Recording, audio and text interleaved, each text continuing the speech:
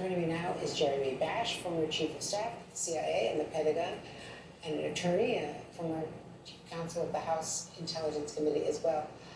Disinformation is a big deal, and also the fact that Rudy Giuliani, according to the FBI and the New York Times account, the FBI was rather looking into the Ukrainian push to get rid of Maria Yovanovitch. Remember all the testimony and impeachment. How serious is this? Is this basically an alleged violation of the foreign lobbying laws, or is there something more here?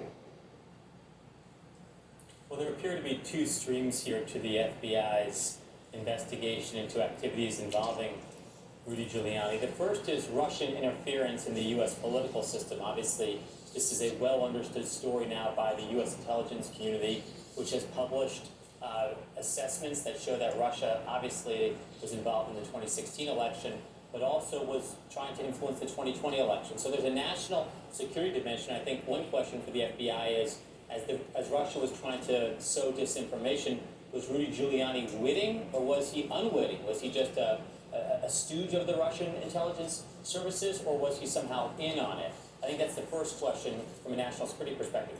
The second question is more serious for Rudy Giuliani, which is the criminal question, is whether or not he was involved in the breaking of any criminal laws. And one law that, according to these accounts they're looking at, is whether or not the Russians were sort of trying to pay Giuliani with this dirt in exchange for an official U.S. government action of firing the U.S. ambassador, because the U.S. ambassador, Masha Yovanovitch, she was tough on the Ukrainians with respect to corruption, and the Ukrainians wanted her gone. And so the question is, was there some bribery scheme, a quid pro quo, where the Ukrainians paid the Trump administration with dirt, and in exchange the Trump administration fired the ambassador? That would be a violation of criminal laws, and of course, Rudy Giuliani would know a lot of information about that, and that's why the FBI is investigating him. I wanted to just play some of what Ambassador Yovanovitch had to say at the impeachment hearings, just to refresh everyone's memory. I do not understand Mr. Giuliani's motives for attacking me, nor can I offer an opinion on whether he believed the allegations he spread about me. Mr. Giuliani should have known those claims were suspect, coming, as they reportedly did, from individuals with questionable motives and with reason to believe that their political and financial ambitions would be stymied by our anti-corruption policy. So, and there were also concerns expressed by some of the State Department, other State Department witnesses, that Giuliani was running a parallel State Department, parallel, of course, to Mike Pompeo. And it was one thing that Mike Pompeo really disagreed with that was happening under Trump's watch.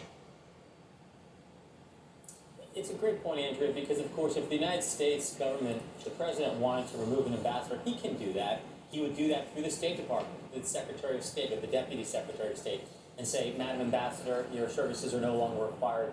We're recalling you home. But, of course, that's not what happened. What happened was that he used his personal lawyer, Rudy Giuliani, to do this work on his behalf, on his personal behalf. And so it's sort of, I think it's strange for Giuliani to think that this was somehow some official action by the U.S. government. This was some backroom deal, and I think this bears investigation.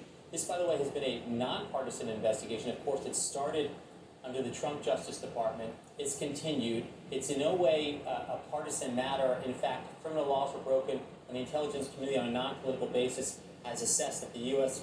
government was the target of a Russian disinformation campaign. I think all Americans, Republican, Democratic, Independent, whatever, will want to know that and will want to stop that for future election cycles. And there are a lot of questions being raised about the timing of this raid. Of course, Giuliani and his attorney speaking out against what they consider discrimination and abuse by this new White House. It started under Bill Barr. Then the question is, why weren't these warrants issued before President Trump, the former president, left office? Do you think that that was legitimately not doing it in an election time frame so that it didn't create, the kind of backlash and influence, possible influence on voting, or were they trying to stop it? I don't know, Andrea, and I think it's actually going to be hard to know, because the ones who would be asking the questions, whether it's folks from the executive branch or from Congress, in a sense, they can't taint a nonpartisan investigation by trying to put pressure and asking questions.